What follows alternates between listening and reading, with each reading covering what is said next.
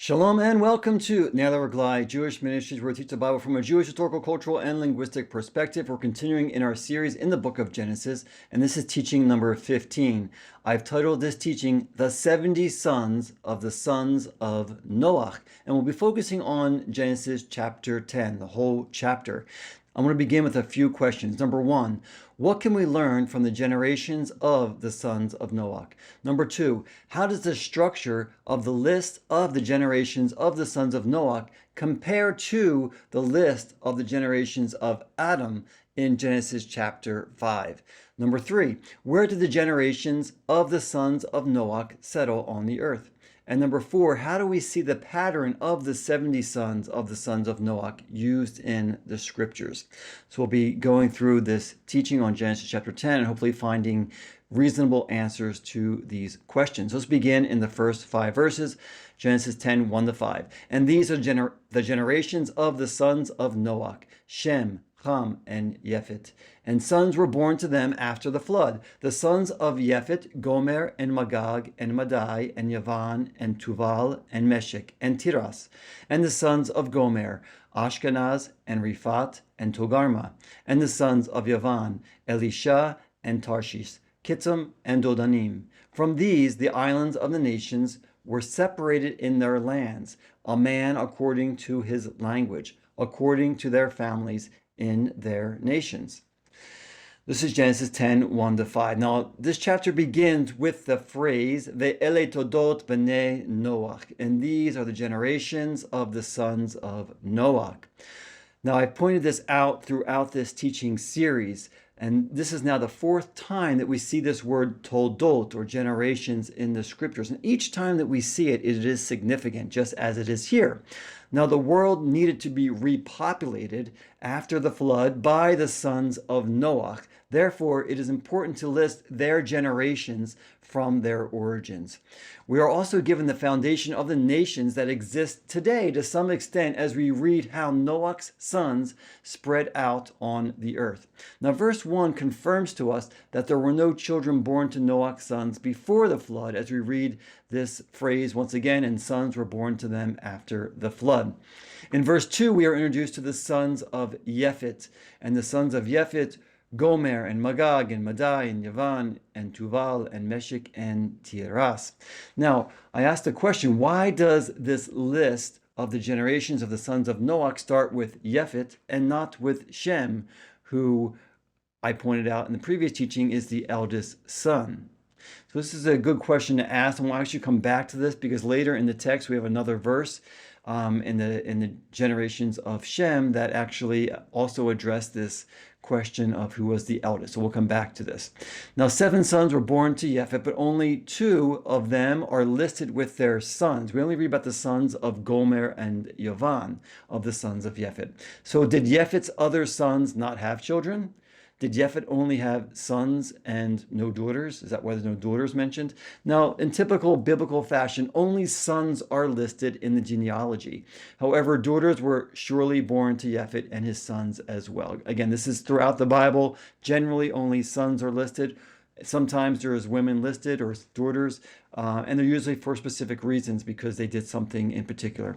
Now, Yefet's other sons most probably had children as well, but only Gomer and Yavan's sons are listed. We're not given a reason for why the other sons are not listed with their children. Now, in the book of the generations of Adam in Genesis chapter 5, we only read one name for each descendant of Adam, followed by the phrase, quote, and he begot sons and daughters, right? So again, that was just recognizing one descendant of each generation of Adam, and then recognizing that they had other sons and daughters. Now, the goal in Genesis 5 was to provide a descending list of the generations of Adam through his son Seth, up to and including Noach and his sons. The generations of the sons of Noach are arranged in a different pattern and for a different purpose. Instead of the name of just one son, we're given all of the names of Yefet's sons and then the descendants of 2 of his sons. The sons of Yefet are limited to 3 generations, including some of the grandsons of Yefet. But then the generations cease, right? We don't read more about the generations after them. And again, this is purposeful. The purpose of the generations of the sons of Noach is to inform us of the peoples and nations which were established at that time, right? It wasn't to give us a continual list of genealogy. It was to simply give us that foundational people and nations that were established in those days after the flood. The design of the generations of the sons of Noach is commonly referred to as the Table of Nations. And I'm going to read a quote here by Dr. Alan P. Ross, who's a professor of biblical studies, who will explain more about how the generations of the sons of Noach reveal to us this Table of Nations. And just to explain that this phrase, the Table of Nations, is commonly used in theological or biblical circles regarding Genesis chapter 10. So Dr. Ross says this, quote, "The Table of Nations is a horizontal genealogy rather than a vertical one, as those in chapters 5 and 11 of Genesis are vertical. Its purpose, going back to now to Genesis 10, right? Its purpose is not primarily to trace ancestry. Instead, it shows political, geographical, and ethnic affiliations among tribes for various reasons, most notably being holy war. Tribes shown to be kin would be in league together. Thus, this table aligns the predominant tribes in and around the land promised to Israel. These names include the founders of tribes, clans, cities, and territories." So again, this is a quote by Dr. Ross. He explains why we have the generations of Noah's sons arranged the way they are in a horizontal fashion, giving us these different tribes and nations. The descendants of the sons of Noach formed many of the nations that we have today and continue to influence how tribes and nations relate to one another.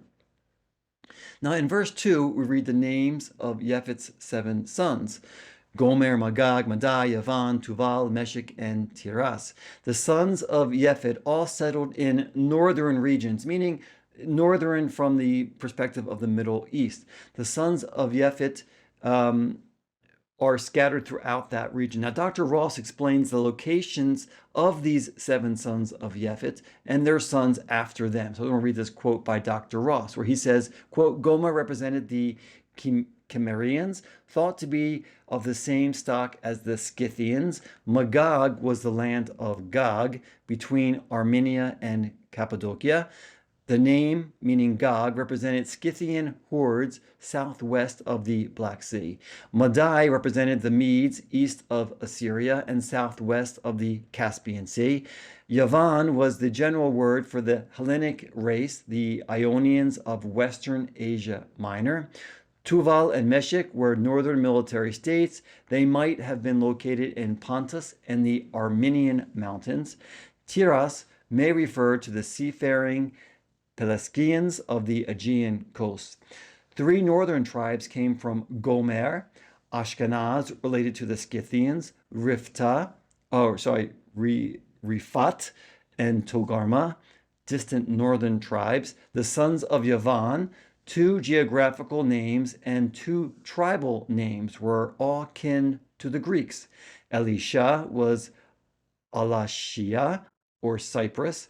Tarshish was a distant coast in Asia Minor. The Kittim also dwelt on Cyprus. The Dodanim may have lived in Dodana, Greece, unless Dodanim is a contextual variant of Rodanim, Rhodes or Rhodes, right? And he cites there as well 1 Chronicles 1:7. So this is a quote by Dr. Ross explaining all these different names, the descendants of Noach's son, Yefet, right? Now, we do not know all of the locations of the descendants of Yefet. However, we know the general regions. And here on this map, you just see in the black type are all the names of the different descendants of Yefet who lived in different areas, right? So they're kind of in the top part of the screen there, and flourished throughout that area. Okay, let's move on. Now the descendants, again, this is another map here showing again the descendants of Yefet and how they range from Yavan in the west there, which is the Greek islands and going into the mainland of Greece, all the way over to the right side or the east side to Madai, which is Persia or Iran today, right? So we see how those names in red are some of the descendants of Yefet. Now, from what we see in the Bible going forward, the sons of Yefet had minimal interaction with the sons of Israel, right? So again, going forward after the time of Noach, as we have the establishment of the nation of Israel, right? The sons of Yefet had minimal interaction as we see it in the history of the Bible. However, we do specifically read about Magog and Tuval and Meshech in the prophecies in Ezekiel chapters 38, 39, as well as in Revelation chapter 20. Now, for more details regarding the end times war of Gog and Magog, you can check out my teaching on Revelation chapter 20, part 3 in the Revelation teaching series on the Naylor Glide website. So you can go there and just look for the book of Revelation and look for that teaching. Now, in the last verse for the sons of Yefet, we read in verse 5, from these the islands of the nations were separated in their lands, a man according to his language, according to their families, in their nations. So what does this sentence mean? From these the islands of the nations were separated in their lands. This seems to be referring to the division of the peoples as recorded in Genesis 11 as a result of the Tower of Babel incident when God dispersed mankind upon the earth and gave them different languages. This is why we also read the phrase, a man according to his language, according to their families in their nation. This phrase or something similar is repeated for all three of the descendants of the sons of Noach. So we'll see this phrase continually in this chapter at least 3 times. Now, the Bible tells us that there was only one language up until the Tower of Babel, as we read it in Genesis 11:1. That's why it speaks of this, separation or division of the peoples as well as according to their language, right? Because later on they had different languages. So again, we're reading something about how things progressed, how things spread out, and especially the event in Genesis 11, which we'll come back to in the next teaching. Now, out of Noach's 3 sons, Yefet has the smallest number of descendants, and the least amount of information is given about them, especially as you read it here in Genesis 10. There are only 4 verses dedicated to Yefet, whereas Ham is given 15 verses, and Shem is given 11 verses, right? All here in Genesis 10. Now, these are the 3 generations there are 3 generations, recorded for the sons of Yefet with a total of 14 descendants. And we'll see the significance of the number of descendants when we come to the end of this teaching. Now, we move from Yefet to Ham, and we'll talk about his descendants in the next set of verses. And just to show you here as well, you have Yefet there in the top, the north, the red highlighted section. That's generally where his descendants settled. You have Ham there in the south west, kind of North Africa area, right? And then you have Shem there in the kind of middle right of the screen, kind of more in the Middle East area. And these are generally where the descendants of these 3 sons, their descendants settled as we continue to go through this. Okay, let's continue in Genesis 10, verses 6 to 7. And the sons of Ham, Cush and Mitzrayim and Put and Canaan. And the sons of Cush, Seva and Havilah and Savta and Raamah and Savtecha. And the sons of Raamah, Sheva and Dedan. So we read about all the descendants of Ham in the 15 verses of Genesis 10, 6 to 20, right? We're just getting an introduction here to the descendants of Ham, the sons of Ham, the direct descendants, and then the other descendants in verses 6 to 7. So Ham had 4 sons, and his firstborn son's name was Cush, who became a large nation. We've all read about Cush in the Bible before, as it's frequently mentioned in the Old Testament, especially. Now, Dr. Ross provides the following details for the descendants of Cush, as we read here. Quote, the Cushites, or descendants of Cush, settled in South Arabia and in present-day southern Egypt, Sudan, and northern Ethiopia. They became mingled with Semitic tribes dwelling in the same region. Hence, there is repetition in some of the names in other lines. Seba was in Upper Egypt. The general overview of Cush, right? Continuing, Havilah, sandland, could refer to northern and eastern Arabia on the Persian Gulf or the Ethiopian coast. Savta, ancient Ramaut was on the western shore of the Persian Gulf. Rama and Savtecha were in southern Arabia. So that's, again, the quote from Dr. Ross. Ancient Kush was located in Upper Egypt, right, southern Egypt, but considered upper part of the Nile, and in the modern nations of Sudan, Eritrea, and Ethiopia, as you see in the image of your screen. Ham's second son is named Mitzrayim, and he is geographically identified with the land of Egypt. Now, Mitzrayim is the biblical word for Egypt, and it is still used in modern Hebrew today. Ham's third son, Put, is identified geographically with northern Africa, and Ham's fourth son, Canaan, is well known for the location that bears his name in the historic Promised Land. We'll come back to Canaan in verses 15 to 20 as we have details there regarding his sons, as well as the location of the land of Canaan. Let's continue in verses 8 to 12, where we read about another son of Cush. And Cush begot Nimrod. He began to be a mighty one in the earth. He was a mighty hunter before the Lord. Therefore it was said, like Nimrod, a mighty hunter before the Lord. And the beginning of his kingdom was Babel, or Bavel, and Erech, and Akkad, and Calneh in the land of Shinar. From that land went forth Ashur, and he built Nineveh, and Rehovot city, and Kalach, and Rezin between Nineveh and between Kalach. That one was the great city. So these verses introduce us to Nimrod, a son of Cush, who was called a Gibor, a mighty one in the earth. And it was even said that he was a quote-unquote mighty hunter before the Lord. So just to point out this word Gibor, it's a general word in the Bible or in ancient Hebrew. It's also used in modern Hebrew, right? It's for someone who's a mighty one, a hero, a warrior. So I asked the question, was Nimrod a great hunter or a hunter of animals, or was he a great warrior? Now it talks about him as a mighty hunter here as well, but just to say this is debated because of his past, and it seems like he gained a lot of territory, possibly through war. So either way, this is what's spoken of Nimrod. Now Nimrod is credited with being the founder of various cities in the land of Shinar, which is southeastern Mesopotamia, including the cities of Babel, Erech, Akkad, and Calneh.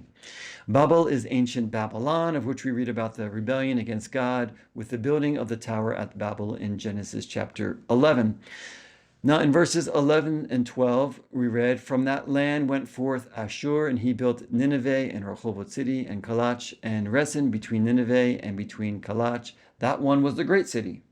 Now it does not say that Ashur went, that he was born from the sons of Ham, but that Ashur went forth from this land, the land of Shinar.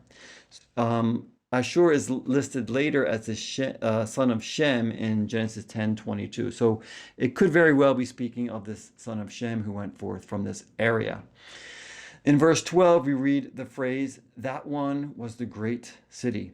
So to which city is this referring? Because we read about Rezin, Nineveh, and Kalach. So which city was it? Now the text is not 100% clear. However, it is most likely referring to Nineveh as the great city, because we read the same wording regarding the great city and Nineveh in the book of Jonah. I'm just going to read these verses here. Jonah 1:2, the Lord said to Jonah, arise, go to Nineveh, the great city, and cry out against it, because their wickedness has come up before me. Jonah chapter 3, verse 2, the Lord again said to Jonah, arise, go to Nineveh, the great city, and proclaim to it the proclamation which I am going to tell you. And then at the end of the book of Jonah, the Lord said, should I not also have compassion on Nineveh, the great city, in which there are more than 120,000 people who do not know the difference between their right hand and their left, as well as many animals? That's Jonah 4:11. Now, it is the Lord in all three verses who spoke of Nineveh as Ha'ir Hagedolah, the great city. And this is the same wording in Hebrew and English that is in Genesis 10:12. Therefore, the great city most likely is referring to Nineveh in Genesis 10. Nineveh was a great city that was well known historically as the leading city of the Assyrian Empire. Right? It's named after Ashur. Now, in verses 13 to 14, we read of the sons of Mitzrayim. And we read this, and Mitzrayim begot Ludim, and Anamim, and Lehavim, and Naphtuchim and Patrusim, and Kasluchim, from which came forth the Philistine, or the Philistines, and Kaphtorim. Lots of names in this chapter. Now, Mitzrayim is listed as Ham's second son. Geographically, Mitzrayim is ancient Egypt, as I mentioned earlier. We're reading these verses that the Philistines and Kaphtorim came forth from Kasluchim, the son of Mitzrayim. And we'll see the significance of the Philistines and the Kaphtorim as we continue in this teaching. The Kaphtorim are identified with the ancient island of Crete, and it is believed that the Philistines migrated from Crete to the coastland of Canaan. The coast of the land of Canaan. Sorry, so I wanted to say. Now, although Canaan is the youngest son of Ham, and he was cursed by Noach, Canaan had many sons. So we'll continue now in Genesis 10, 15 to 20. And Canaan begot Sidon, his firstborn, and Chet, and the Jebusite, and the Amorite, and the Girgashite, and the Hivite, and the Arkite, and the Sinite, and the Arvadite, and the Zemarite, and the Hamathite. And afterwards the Canaanite families were scattered. And the border of the Canaanite was from Sidon, coming to Gerar until Gaza, going toward Sidom, which is Sodom, and Amorah, which is Gomorrah, and Admah, Zeboim, until Lasha. These are the sons of Ham, according to their families, according to their languages, in their lands, and in their nations. It's interesting there that these are the sons of Canaan, but it talks about them as the sons of Ham, right? Because he was Canaan's father. But again, going back to Genesis 9 and the curse of Canaan, and kind of connected with his father. Now, Canaan is recorded here to have 11 sons. In these verses, only 2 sons of Canaan are actually named in verse 15, and then 9 heads of families or peoples are named in verses 16 to 18. So why are the first 2 sons named while the next 9 are listed as tribes or people groups? It's a good question, and we're not told a direct answer in the text. Now, it's possible that they were listed as tribes or people groups in order to emphasize the great size of the descendants of Canaan. They were not only 11 sons of Canaan, but they became large people groups that filled the ancient land of Canaan. Now, the border of Canaan was uniquely mapped out with specific border city names as we have them, in contrast to the other descendants and territories listed in Genesis 10. So why are the boundaries of Canaan listed in a very specific way? And I think it's most certainly because the land of Canaan was set apart from the beginning to be the promised land to the people of Israel. That's why it's given so much attention here. Now, we then read in Genesis 12 how the Lord promised to give the land of Canaan to the descendants of Abram, right, Abraham, and this was 500 years before they conquered the land, right? So the promise that God gave to Abraham for his descendants to go into the land of Canaan was 500 years before they actually went in and conquered it. Now, what can we learn from the ancient cities which mark the boundaries of the land of Canaan as we have them listed in Genesis 10, verse 19? So we read in verse 19 this list of border cities for the land of Canaan: Sidon, Gerar, Gaza, Sidom, Gomorrah, Admah, Zeboim, and Lasha. So I just want to go through each of these names and give a little bit of history and information about it, and see how it can give us a greater understanding of the border cities of Canaan, right? So number 1, Sidon. This is an ancient Phoenician city that became a Canaanite city, and the same area today is a living city in the country of Lebanon. So number 2, we have Gerar and Gaza. They're in the same area. And they're both cities of the Philistines. Today, Gaza is a city, and it is also an area or region which we all know of as the Gaza Strip. Number 3, Sodom, Gomorrah, Admah, and Zeboim were all cities in the Jordan Valley, as we read them as well in Genesis chapter 14, verses 2 to 3. Sodom and Gomorrah were so wicked that the Lord sent fire and brimstone down from heaven to totally destroy the wickedness of the peoples that lived in those cities, as we read in Genesis 19. Now, Admah and Zeboim may have been destroyed together with Sodom and Gomorrah at that time, as they were in the same region. Number 4, Lasha is only mentioned here in the scriptures. The exact location of Lasha is not known. Some speculate that it was a southern city marker in the Jordan Valley close to Sodom and Gomorrah. However, I believe it could be referring to Laish, a city in northern Israel that was conquered by the tribe of Dan, as we read it in Judges chapter 18, verse 27. Now, since the other three areas pinpoint the northwest, southwest, south, and southeast borders of Canaan, it makes sense that Lasha would be the northeast border city of the land of Canaan. I'll show this on a map right here. Okay, now again, we have the verse Genesis 10:19 listing all the cities, and you can see on this map going from the top where it has Sidon circled, right? So that's the top northern coastal city, going all the way down the coast to Gaza, right, representing the area of the Philistines, and then going to the east, basically you go to the Jordan Valley, which is that Sodom, Gomorrah, Admah, Tzivuim area, and those cities, we know that Sodom and Gomorrah were destroyed, probably Tzivuim and Admah as well. And then you have Lasha.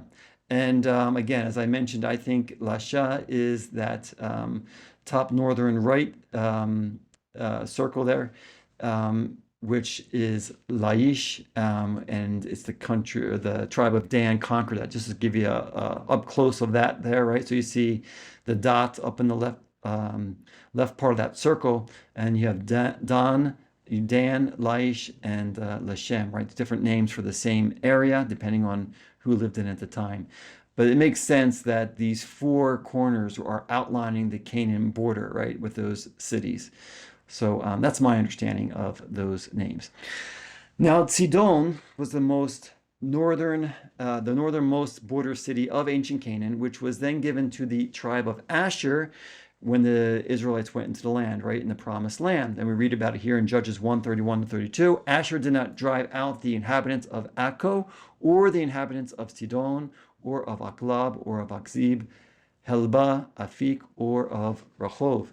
So the Asherites lived among the Canaanites, the inhabitants of the land, for they did not drive them out. Since the men of Asher, the Israelites, did not drive out the Canaanites in Sidon, they continued to live among the people of Israel. Today, Sidon is located in southern Lebanon. Now, the terrorist organization Hezbollah rules in southern Lebanon and is continually at war with Israel and the Jewish people. So it's interesting that most northern border town, Sidon, right, is that located in Lebanon, in that district of southern Lebanon, right? And today, that's still a problem area, especially with the nation of Israel. Now, Gaza is listed as the southernmost border city along the Mediterranean coast of the land of Canaan. In Deuteronomy chapter 2, verse 23, we read about some of the history of Gaza in the days of Moses, where we read, and as for the Avim, who lived in villages as far as Gaza, the Kaphtorim, who came from Kaphtor, destroyed them and lived in their place. So again, as I mentioned earlier, we're talking about the Kaphtorim here, who lived in Gaza at the time when Israel entered into the land of Canaan. Again, both the Kaphtorim and the Philistines came from the Kasluchim, as we read in Genesis 10:14. The Philistines and Kaphtorim migrated to the coast of Canaan via Egypt, right? So from Kaphtor, which is Crete, over to Egypt, and going up a little bit to the land of Canaan, where we see them settled today. Now, we also read about Gaza as a border city when Joshua and the Israelites conquered the land in Joshua 10:40-41. So Joshua struck all the land, the hill country, and the Negev, and the lowland, and the slopes, and all their kings.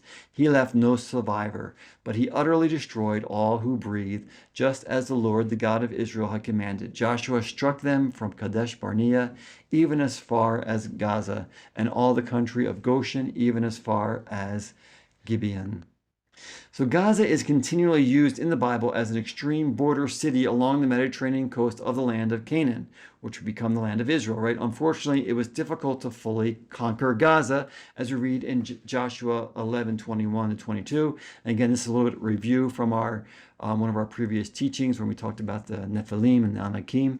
But Joshua 11:21 to 22. Then Joshua came at that time and eliminated the Anakim from the hill country, from Hebron, Dibur, Anav, and from all the country of Judah and all the hill country of Israel. Joshua utterly destroyed them with their cities. There were no Anakim left in the land of the sons of Israel. Only in Gaza, Gath, and Ashdod some remained. So that's Joshua 11:21 to 22. And so although Joshua and the Israelites conquered much of the land of Canaan, they never fully conquered it until the days of King David. But even then, the Philistines continued to live in the land of Gaza. We then read about the Philistines living in the land of Gaza 300 years after King David, in the days of King Hezekiah, king of Judah, when he fought against the Philistines. As we read in 2 Kings 18:8 about King Hezekiah, he defeated the Philistines as far as Gaza and its territories from watchtower to fortified city. So again, the city of Gaza represents an ancient border city of the Canaanites that was included in the promised land to the Israelites. Gaza is a city and territory in which its inhabitants have been an active enemy of the Israelites since the reigns of King Saul, King David, and King Hezekiah. 3,000 years later, meaning till today, the Arab Muslims who reside in the same territory of Gaza have taken upon themselves the name Philistine, or the Philistines, and they continually stand opposed to the nation of Israel and the Jewish people. I want to ask a question, especially in these days when there's a continual war in Gaza. Is Gaza, as a border city of the ancient land of Canaan, still cursed? Now we read a prophetic curse upon Gaza in the coastland of the Philistines and the coastline of the Philistines in Zephaniah, right? The book and prophet of Zephaniah, Zephaniah 2:4-7, where we read, "For Gaza will be abandoned, and Ashkelon will become a desolation. The inhabitants of Ashdod will be driven out at noon, and Ekron will be uprooted. Woe to the inhabitants of the seacoast, the nation of the Cherethites. The word of the Lord is against you, Canaan, land of the Philistines. And I will eliminate you so that there will be no inhabitant. So the seacoast will become grazing places with pastures for shepherds and folds for flocks, and the coast will be for the remnant of the house of Judah. They will drive sheep to pasture on it. In the houses of Ashkelon, they will lie down at evening, for the Lord their God will care for them and restore their fortunes." That's Zephaniah 2:4-7. Gaza and the land of the Philistines were cursed by the Lord and their land given to Judah. There is a similar curse against Gaza and the Philistines in Ezekiel chapter 25. Gaza was a border city of the ancient land of Canaan, which was promised to Israel. The inhabitants of Gaza have been continual enemies of Israel and the Jewish people. Now, in order to break this curse, the only hope for the people of Gaza, or for any people in the world, is to acknowledge the plan of God, repent of their sins, and believe in the atoning work of Yeshua the Messiah, right?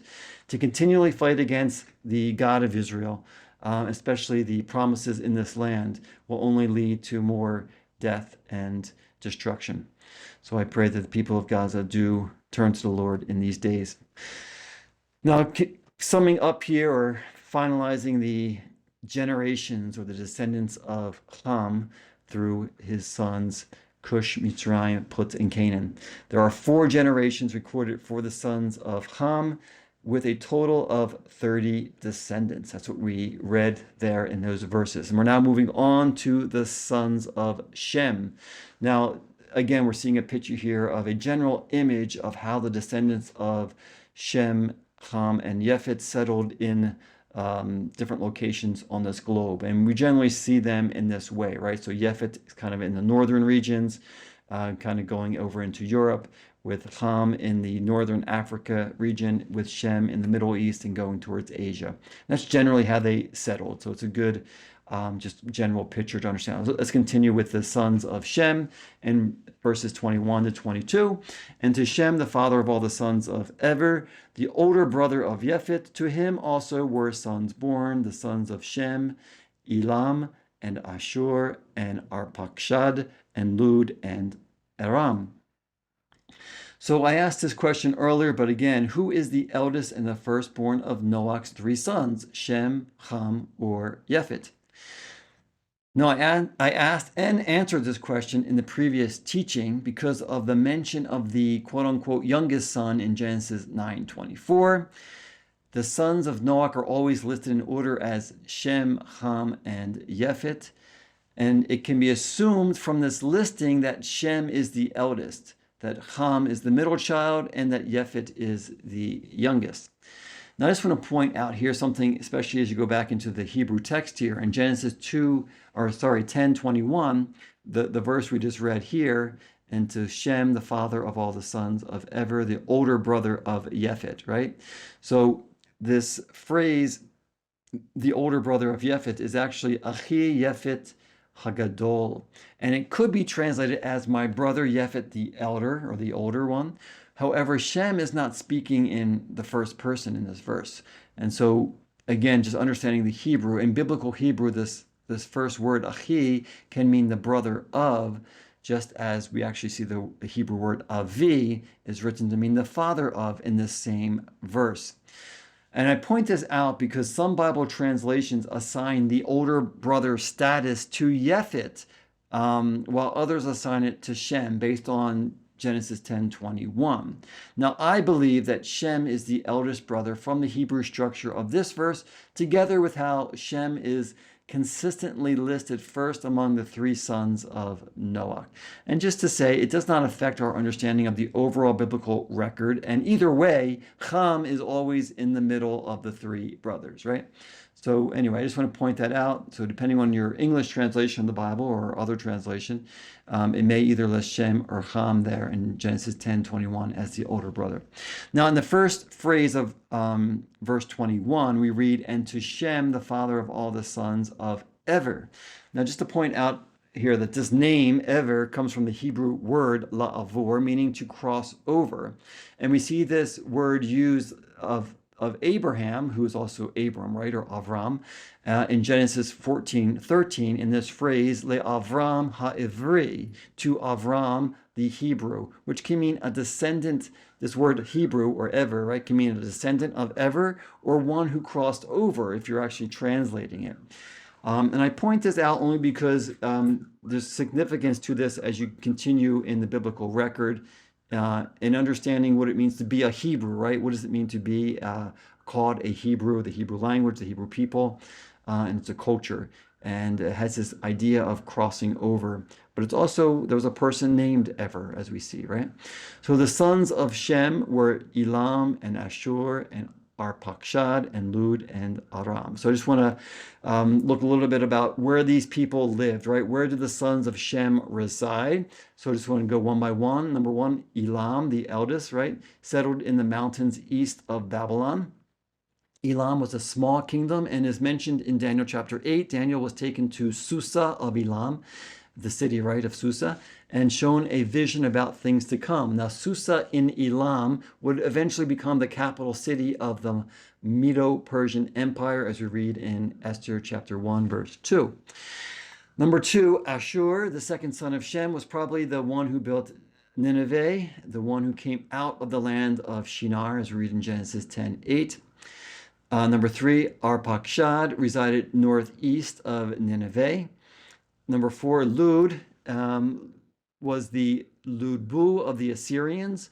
Perhaps Lud was a shortened form of Luda, perhaps, possibly another name, Lydia, in what is now Western Turkey, right? So we're not exactly sure about all of the locations, and we sort of have to guess sometimes. Number five is the fifth son, Aram, who resided in northwestern Mesopotamia, as we see it there on the map. Now, in the final verses for Shem's descendants, we read of the sons of Aram and Arpachshad. So I just want to read Genesis 10, verses 23 to 29, as we come to the end, or near the end, I should say, of Genesis 10, where we read this. And the sons of Aram, Uz, and Chul, and Geter, and Mash, and Arpachshad begat Shelach, and Shelach begat Ever, and to Ever was born 2 sons. The name of the one was Peleg, because in his days the earth was divided, and the name of his brother Yoktan. And Yoktan begat Almodad, and Shelef, and Chatzar Mavet, and Yerach, and Haduram, and Uzal, and Dikla, and Oval, and Avimael, and Sheva, and Ophir, and Havilah, and Yovav. All these were the sons of Yoktan. That's Genesis 10, 23 to 29. Just to mention, there's not a lot of information regarding the locations of the individuals listed in verses 23 to 29. I just want to share a little bit about what I see in those verses. So number 1, Aram's firstborn son, Uz, is the land where Job lived, right? As we read in Job 1:1, there was a man in the land of Uz whose name was Job, and that man was blameless. Now in verse 25, we read about Ever's 2 sons. Again, just to read verse 25, and to Ever was born 2 sons. The name of the one was Peleg, because in his days the earth was divided, and the name of his brother, Yoktan. So again, the name Peleg means division. And I just want to ask this question regarding his naming, being named Peleg. Did Ever name his son Peleg, meaning division, prophetically, like Lamech named Noach? Or did Ever name his son Peleg because he was born after the earth was divided? Now, again, we're not given an answer to this question. And from the way it's written, it seems like he was maybe born the year the earth was divided, right? When the Lord spread the people out on the earth. Now, the second son of Ever was named Yoktan, which means small, from the Hebrew word katan. Now, ironically, Yoktan had 13 sons. So although he was called the small one, he actually had a big family. Maybe he wanted to overcome his name by having many children. Now, the meaning in a name, I just want to go over a few of the names here and the meaning of their names, right? So in verse 26, we read about Chatzar Mavet, which can mean the courtyard of the settlement or the village of death. Not a beautiful name, and I don't encourage you using that to name any of your children. The second one here in verse 26 is Yereach, which it's either Yereach or Yerach, and it can mean month, moon, or new moon, right? All kind of similar meanings. Verse 27, we read about Haduram, which carries the meaning of their generations, right? So this is just some of their generation, which is a significant meaning as well. Now, we then read about the regional location of the descendants of Shem in verses 30 to 31, and where it says, and their dwellings were from Mesha going toward Sephar, the mountain of the east. These are the sons of Shem according to their families, according to their languages, in their lands, and according to their nations. So where are Mesha and Sephar on the map? Where is the mountain of the east? Good questions. There is little to no information about these locations, Mesha and Sephar. Perhaps the mountain of the east is referring to a kingdom. Again, this is just speculation, but in the biblical language, sometimes uses a mountain to speak of a kingdom, as I've mentioned, referenced here in Daniel, Jeremiah, Ezekiel, and Zechariah. If the mountain of the east is referring to a kingdom, it could be referring to the Tower of Babel, as recorded in Genesis 11, right? That was kind of a kingdom in their day. But again, this is speculation. There's nothing in the text. I don't know of any, clear information about defining these locations. Now, following the sons of Shem through Arpachshad, we read of Arpachshad Shelach, who begot Ever, who begot Yoktan, who then begot 13 sons. And just want to point out that the greatest number of generations are recorded for Shem of the 3 sons in Genesis 10. There are 6 generations recorded for Shem with a total of 26 descendants. Now we've arrived at the final verse in Genesis 10, which reads, these are the families of the sons of Noach according to their generations in their nations, and from these the nations were separated on the earth after the flood. That's verse 32. So several times in this chapter, we read of the separation or division of the nations and peoples of the earth, right? And I think we see a general way that the people spread out, but then we know specifically that the Lord scattered them or dispersed them in the earth as well. And we'll get to that more in Genesis chapter 11. In Genesis 10, we see kind of in a natural way how the sons of Shem, Ham, and Yefet spread out in the local world of this region, right? North Africa, Europe, and the Middle East and Asia, as you have them kind of in those three circles, Ham, Shem, and Yefet, right? And again, this is a general way that we see that how they spread out in the earth. Now, adding up all of the descendants of Shem, Ham, and Yefet, I just want to point out that Yefet is credited with 14 descendants, Ham is credited with 30 descendants, and Shem is credited with 26 descendants.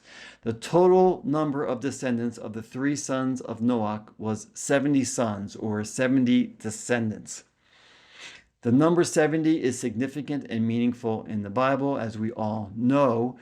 And just to point out that although the number 70 is not written in Genesis chapter 10, the total number of descendants of the sons of Noach are exactly 70 descendants.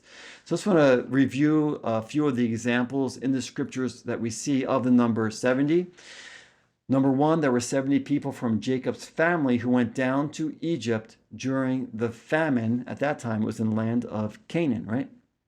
Number two, the Egyptians mourned 70 days when Jacob died in Egypt. Number three, there were 70 date palm trees when the Israelites arrived at the oasis Elim in the desert.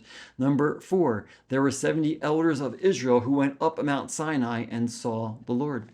Number five, the leader told Moses to gather 70 men from the elders of Israel, upon whom the Lord put his spirit in order to help Moses lead the people.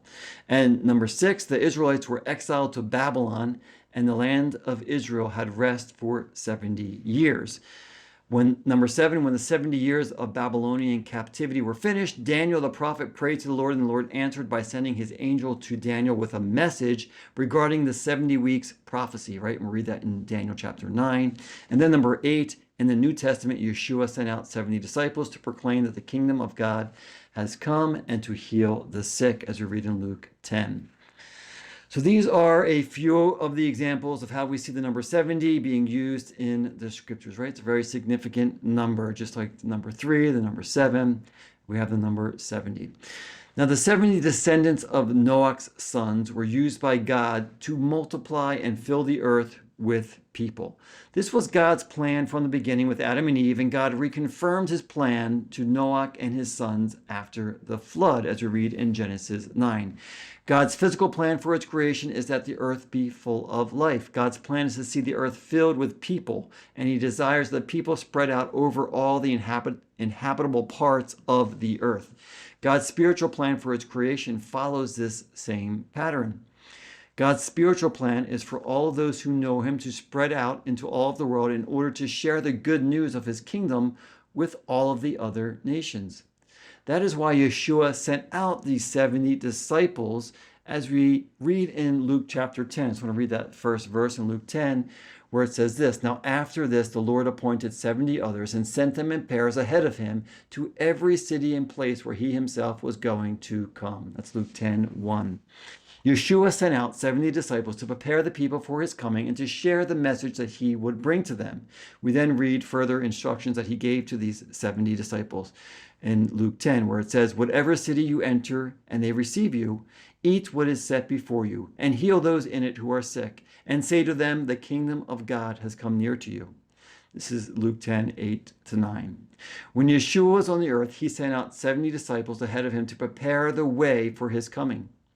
Before Yeshua ascended to the Father, he commissioned his disciples to continue to take his message to all the people of the world. As we read in Matthew 28, the Great Commission, and Yeshua came up and spoke to them, saying, All authority in heaven and on earth has been given to me. Go therefore and make disciples of all the nations, baptizing them in the name of the Father and the Son and the Holy Spirit, teaching them to follow all that I commanded you, and behold, I am with you always to the end of the age. That's Matthew 28, verses 18-20. Now, in closing, God's physical mandate for his creation was given to Noach and his sons after the flood, which began with their 70 descendants, as we read in Genesis chapter 10. God's spiritual mandate for his creation was given to his son Yeshua, who began with his 70 disciples 2,000 years ago, as we read in Luke 10, and he continues to commission us today to go into all of the world and to make disciples in his name. This is the conclusion to Genesis 10, the 70 sons of the sons of Noach. It's a lot of names, a lot of information, but hopefully we answered all of our questions and have a better understanding of those foundational generations that were established after the flood. Here are some of the resources that I used in my preparation. Feel free to check them out. As always, feel free to share this teaching with others. I also want to invite you to partner with Now That We're Glad. We are a nonprofit organization, and we're totally dependent on donations from viewers like yourself in order to sustain our ministry. And you can do so by going to our website, nowthatwereglad.com. And I also want to encourage you to subscribe to our weekly emails if you're not already receiving them. And again, you can do so on the website or simply scan the QR code on your screen, which will take you to the website, and then you can click the give or subscribe tabs as needed. Thank you so much. God bless you, and see you again next time.